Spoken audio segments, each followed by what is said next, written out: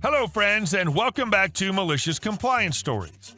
There's nothing better than getting to see an entitled jerk get what's coming to him. A rare show, but worth the wait. Bring the popcorn, guys. But before we begin, don't forget to subscribe to our channel if you're new here and turn on notifications so you don't miss a new video every single day. Here we go. I would think twice about using your $450 laser-cut Mercedes key to pry open your trunk. I don't know why or what it is, but for some strange reason, Mercedes-Benz has a disproportionate amount of D-bag owners. Self-important, entitled, better-than-me types that can't be told anything. Case in point, this guy. Drives up in his Mercedes, takes up 2 parking spaces, interrupts my conversation with the customer, and insists I drop everything and come unjam a CD stuck in his changer located in his trunk. Doesn't ask, he tells me, talking down like I'm his peon. It won't take but a minute, and I'll toss you a few bucks. I inform him our minimum charge is $30. He says it won't take a minute, come and see. I ask permission of the customer whom I was speaking with, and he says please, make him go away. As I approach Mercedes guy, I see he's using his $450 laser cut key to pry open his trunk, and I say, you better think twice about using that key. When he said he's done it many times, when I heard the key snap in 2, now you're screwed, said I. Do you have your spare? Yeah, he says, but it's only his valet key, which opens the trunk and glove box but won't start the car. Now I start telling him what adventure awaits him, at which he thinks I'm feeding him a line of crap. I start by asking him if he has AAA because he's going to have to flatbed the Benz to the dealership and they can cut the key and blah, blah, blah. He waves me off and starts punching numbers for locksmiths, saying I don't have a clue. I return to the store smiling inside, knowing I'm going to watch a grown man melt into a puddle of goo in a short while.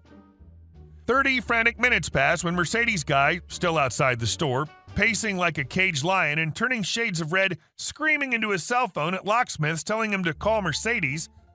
I can read his lips. He's about to go ballistic. So now he comes in demanding we take him to the dealership, which I politely decline and say proudly, I damn sure told you not to use that key, but you chose not to listen, and you want me to drop everything to help you? Ain't gonna happen. You're welcome to use my phone, but I'll be damned if you think I'm gonna drive you anywhere. And again, I laid into him for using the key so he would not try to shift any blame on me. Hour later, flatbed rolls up and drags the Mercedes up and off to the dealership. I know the tow truck driver and tell him to call me and let me know what goes down. He calls about an hour later saying the guy was beside himself ranting on why a key costs $500 and he should have been covered under some kind of warranty. Mercedes dealers are much better at dealing with these D-bags than I, so the service writer says, fine, just leave it on the flatbed and find somewhere else to service you, because we won't if you're so stupid to use your key as a pry bar. Pay for your stupidity. Checkmate. Certainly made my day. And our second story.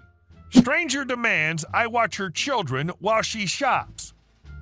When I was 13, I was aimlessly wandering around looking at random stuff at a retail store that for this story I'll call Bullseye, waiting for my mom to finish picking out some tennis shoes.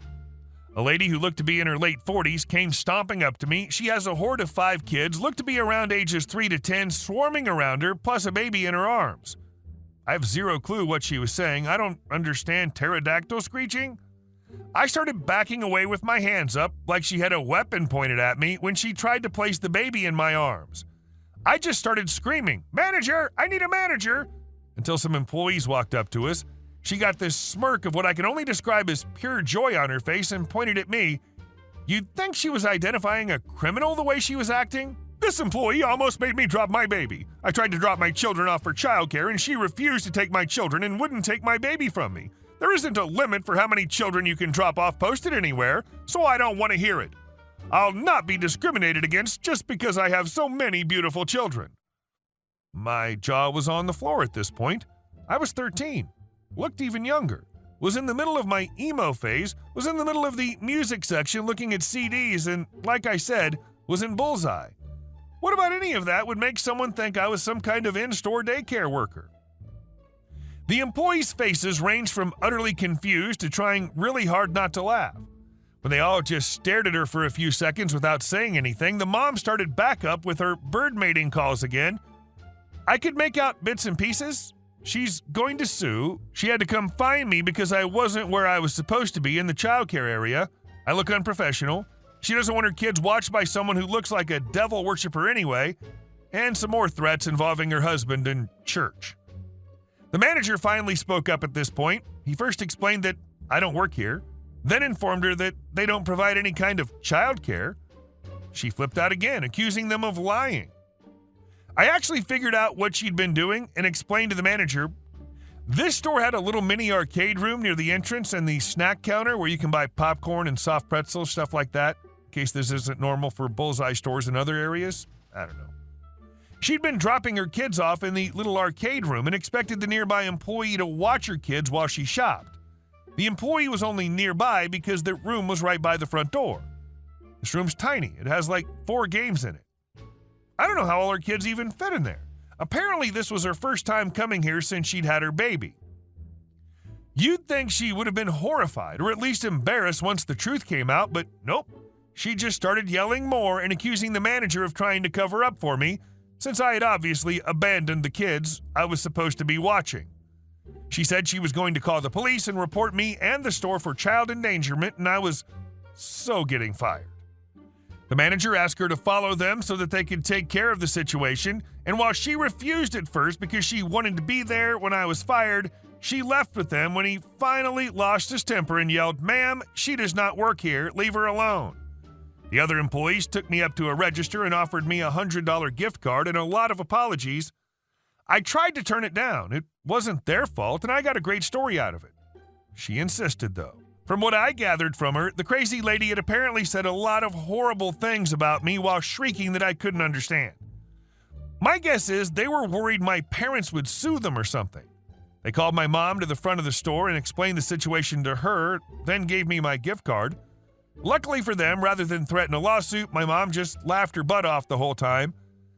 I really thought she was going to pass out from lack of oxygen. She was laughing so hard at my painful experience she could barely breathe. She was super bummed that she'd missed the whole thing. In the end, as we were walking out of the store, my mom looked at me in all of my emo gear and said, "Who in the hell would try to put their newborn in your arms?"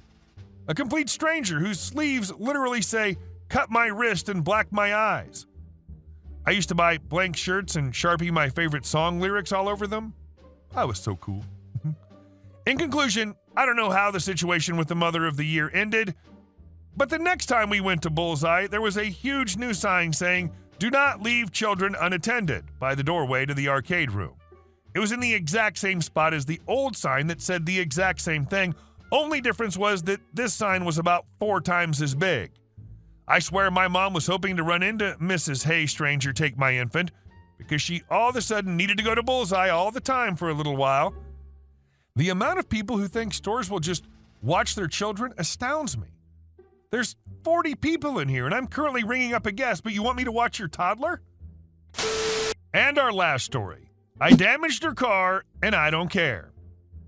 I've lived in my condo for around 3 years now. We've assigned parking within our lot. Well, I've always had a hard time with the person that parks next to me. She constantly is parked over the line and into my space. I have to park clear up against the person on the other side or I can't get in or out. I've talked to her so many times and she always says she won't do it again. She always does. I'm sick of it. Today when I came back from an appointment, she was parked clear over again. Well, I'm done being nice. I parked in my space like a normal person and that left about 6 inches between my driver door and her passenger. I've told her repeatedly that she's going to get damaged one day. Today was the day. I slammed my car door against hers and pushed it in so I could shimmy out, but it was a trick. I did not leave a note. I do not feel bad. She brought it upon herself. I've even tried getting the property managers to get her to stop and she hasn't listened. I'm done being nice. I damaged her car and I don't care. This problem's been well documented for years. I'm done. Edit. There was a note on my car this morning when I took my son to school. She called me all sorts of names and threatened to call the police if I did it again. I wrote on the back that as long as she parks like an a-hole, I will continue to damage her car. We'll see what she says. Yet another edit. I got a visit from my boys in blue this afternoon. I know my local police force well, as I've worked within the mental health community before I had to go on disability. Now my oldest has followed in my footsteps and gone into mental health within the community. These are low-income shelters for people in mental and emotion crisis. Anyway, they questioned me and I showed them all the documentation of the problem we've been having and unpaid tickets she's gotten. Yeah, they gave me a ticket for a whole $35 and now she's booted until she pays off those fines. Guess she didn't think of that. Lucky her you didn't wear any belt with spikes or such. Those leave awful scratches. Wouldn't want that to happen, would we? Hey guys, thank you all for watching the video. I'll see you in the next one.